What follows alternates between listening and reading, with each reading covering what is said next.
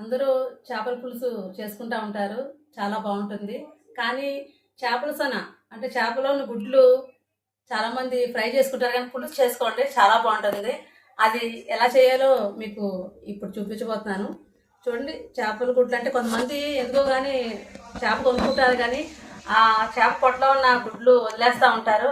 చేపల కన్నా అదే చేప ముక్కలు పులుసు కన్నా చేప గుడ్లు చాలా బలమైనవి.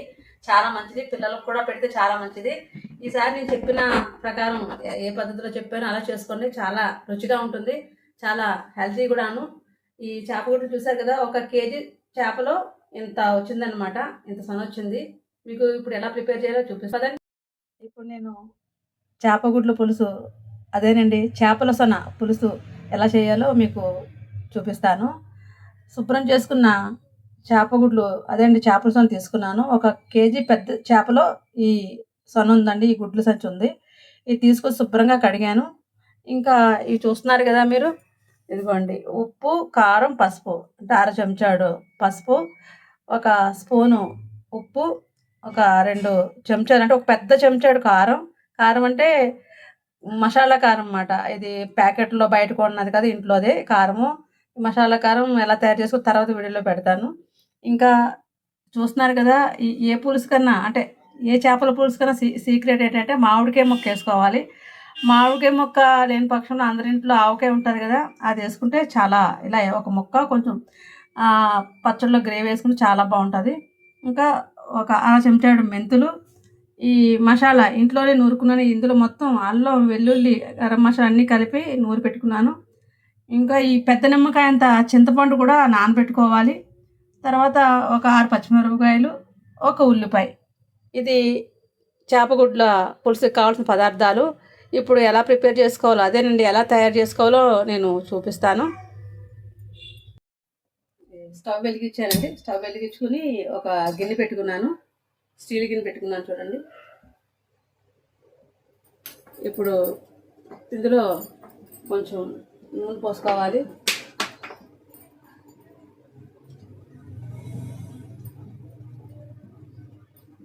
ఒక పెద్ద చెంచా నూనె పోసుకున్నానండి.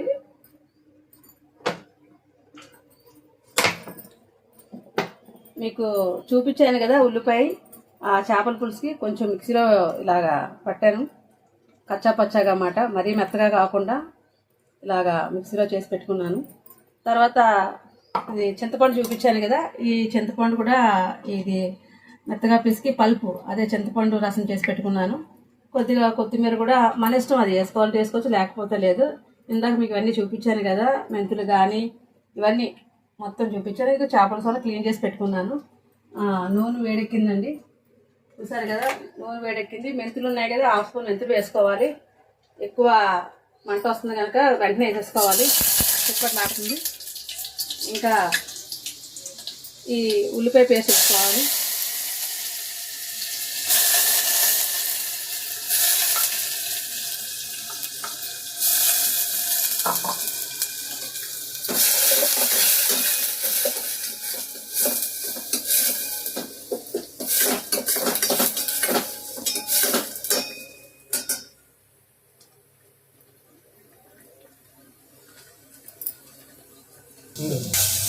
ఈ మసాలా వేగింది కదండి. మసాలా వేగిన తర్వాత ఈ చింతపండు చూపించాను కదా, ఈ చింతపండు రసం తీసుకున్నది ఇందులో వేయాలి.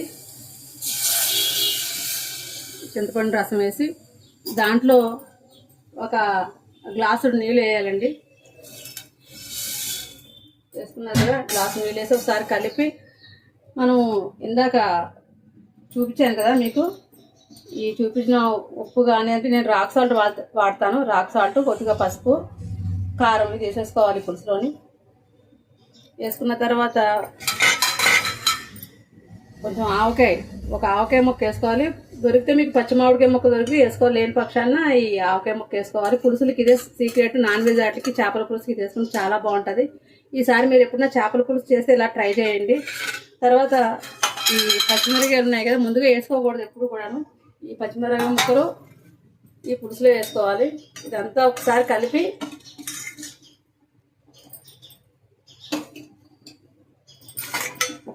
మూత పెట్టుకోవాలండి. ఇది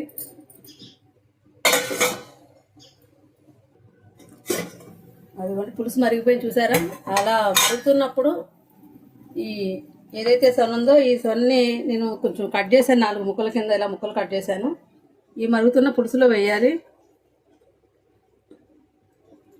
ఇలాగా నేను కట్ చేసుకున్నాను, కొంచెం పెద్ద పెద్ద ముక్కల కింద ఇలా కట్ చేసుకుని వేసాను.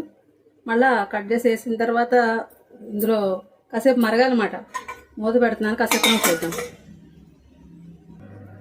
కూర ఉడికిపోయి ఉంటుందండి. తీసిన మూత తీసి చూస్తున్నాను, అయిపోయిందండి. ఎందుకంటే ఈ పులుసులకి ఎక్కువ టైం కూడా పట్టదు, తొందరగా ఉడికిపోద్ది. ఎందుకంటే ఉడికిపోయింది చూడండి, ఉడికిపోయింది. ఇది తొందరగా అయిపోతుంది. మీరు చేపల పులుసులో అంటే చేప ముక్కల పులుసుతో పాటు ఇది వండుకోవాలనుకుంటే మీరు కొంచెం ఒక క్లాత్లో పెట్టి ఇది వేసుకుని ఉడకపెట్టుకోవచ్చు. ఎందుకంటే ఈ చేపల పులుసు వేసుకున్నప్పుడు ఈ గసగసాలాగా అయిపోయి కూర అంతా స్ప్రెడ్ అయిపోతాయి. అందుకని సపరేట్గా ఉండాలన్నమాట. మీకు ఏదో కూర దించే ముందు కొత్తిమీర వేసుకోండి.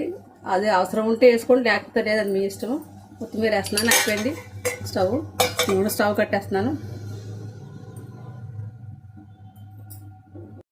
చేపల పులుసు రెడీ అయిపోయింది. చూడండి ఎంత బాగా వచ్చిందో, మంచి వాసన వస్తుంది. ఎప్పుడెప్పుడు తినాలని అనిపిస్తుంది నాకు కూడాను. ఎంతో రుచిగా కూడా ఉంటుందండి ఇది. నేను టేస్ట్ చూస్తాను.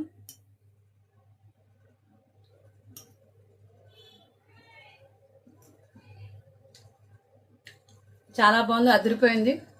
మీరు ఒకసారి ఇలా చేసి చూడండి, మళ్ళా చేసుకుంటారు. చేప ముక్కల పులుసు కన్నా చేపల సొన పులుసు చాలా బాగుంటుంది. ఇంకా పిల్లలు కూడా హెల్త్ పరంగా కూడా చాలా మంచిదండి. ఈసారి కొంతమంది పడేస్తూ ఉంటారు, చేపలు కొన్నప్పుడు పడేయకండి, ఎంతో రుచిగా ఉంటుంది. ఎక్కువ చాలామంది ఫ్రై చేయడం చూశాను నేను, కానీ పులుసు ఎవరు చేసుకోరు, తక్కువ చేసుకుంటారు. అందుకనే ఈసారి నేను చెప్పిన పద్ధతిలో పులుసు చేసుకోండి. Thank you dears.